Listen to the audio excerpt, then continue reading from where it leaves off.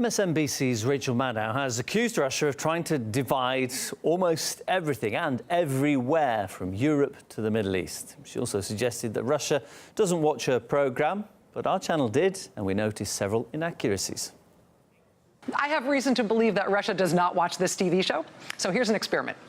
Let's create a fake secessionist movement in the United States on the theory that Russia will support secession of anyone in the West for any reason, just because they'd really love for the West to break apart. Well, lately it seems that Rachel Maddow covers Russia more than any other topic. For the past few months, she's managed to connect almost every news event to Russia, even if connections don't actually exist. She starts with fires at Ukrainian ammunition depots, but also conveniently fails to mention that such fires have happened multiple times, 2004, in 2005, and 2006.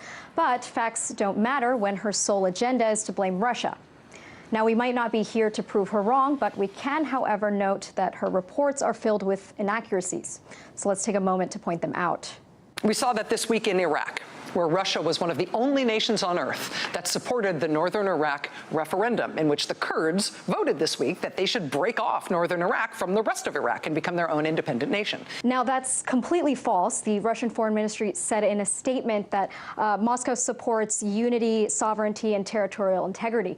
But it doesn't stop there. Maddow even somehow manages to drag Catalonia into this. There's also going to be another independence referendum this weekend in Spain, where the Catalan region is voting on whether or not they'd like to break off and form an independent state apart from Spain. Turns out Russia's supporting that one, too. As she says, Russia supports the Catalan independence referendum, but contrary to what Maddow says, Russia views the issue as Spain's domestic affair, a position which Spain's ambassador to Russia believes to be perfect. And accusations, of course, don't even end there. Russia, for years, in this country, has actively promoted the secession of Texas. Rachel Maddow's sentiments were quite similar to the rest of Western media, and one of the only pieces of evidence cited is that the group's memes contained grammatical errors. But that's not the only time Russia was under Rachel Maddow's spotlight. She's been accusing Trump of colluding with Russia since the election. You're not having a terrible, terrible dream. Also, you're not dead and you haven't gone to hell.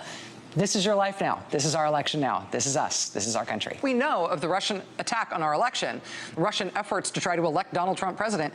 It did not seem to be a super labor-intensive process. It wasn't like an industrial process, but you do need people to do the work. And they're apparently still working now, this summer, still against us. He apparently quickly started diverting from any actual re-election campaign to instead paying his lawyers on the Russia thing. Even though Rachel Maddow's enjoying these record-high ratings, it seems as if political discourse has been reduced to celebrity gossip, which is quite unfortunate that there's no longer some sort of boundary between news and entertainment.